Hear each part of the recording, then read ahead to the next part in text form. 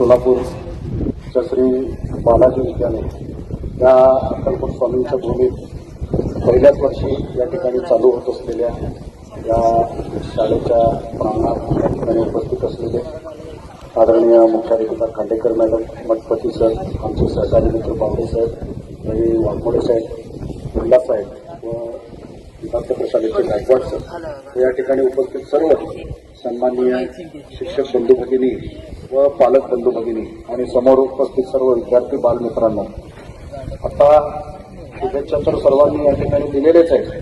आमच्या देखील निश्चित शुभेच्छा या शाळेला असतील. पण कौतुक याचं आहे की पहिल्या वर्षी ज्या मराठी शाळांची पटसंख्या दिवसेंदिवस कमी होत असताना तिथल्या शिक्षकांनी अशी काय जादू केलेली आहे. स्टाफ बदलणं सोपं आहे, एका शाळेतून दुसऱ्या शाळेत आणून काम करून देणं आहे. पण 125 विद्यार्थी पहिल्या दिवशी या ठिकाणी जमलेले दिसले, याचा मला मनस्वी आनंद होत आहे. कारण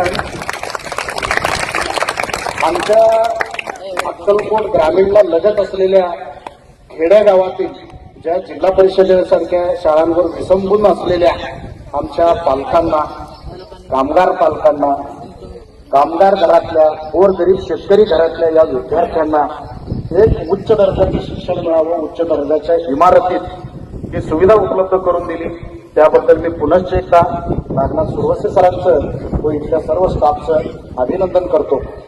आता जबाबदारी त्यांची संपलेली आहे. त्यांनी तुम्हाला या ठिकाणी चांगली इमारत, अक्कलकोट सारख्या शहरात तुम्हाला शिक्षणाची सुविधा उपलब्ध केलेली आहे.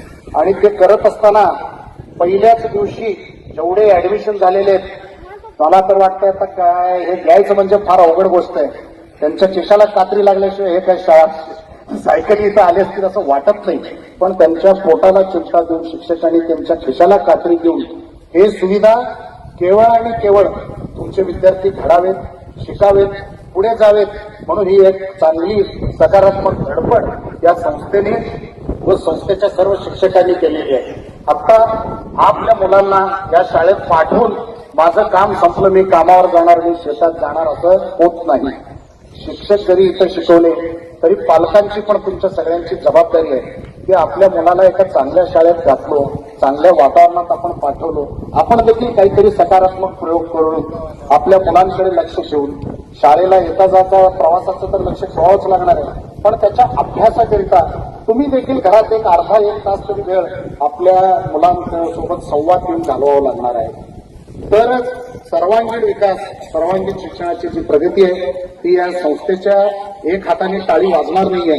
पालक, विद्यार्थी तुमच्या सगळ्यांचा जर सहयोग एक विचारायला जर वाटचाल झालं तर ज्याप्रमाणे संस्थेचं नाव मोठं होणार आहे त्याप्रमाणे तुमचंही नाव मोठं होणार आहे. विद्यार्थी जर शिकला तुमच्या घरचं नाव मोठं होणार आहे, प्रसंगी आपल्या गावचं नाव मोठं होणार आहे. याकरता निश्चितच सर्व पालक व विद्यार्थी या ठिकाणी प्रयत्न करतील अशी मी अपेक्षा व्यक्त करतो. सगळ्यांना सायकली मिळणार आहेत, बरोबर आहे ना? कुणाला सायकल नको आहे? कुणाला नको आहे सायकल? तुला नको आहे का? काय बोलायचं आहे, गोंधळच करायला. सायकल कोणाला पाहिजे? आता पाहिजे, सगळ्यांना पाहिजे. मग बिघडलं तर काय करणार? सायकल कोण करणार? सर, मग कोण करणार? तू स्वतः करणार? नक्की. सायकलचं काळजी घेणार का मोडतोड करून आणणार? बर, फक्त सायकलच चालवणार का अभ्यास करणार? नक्की.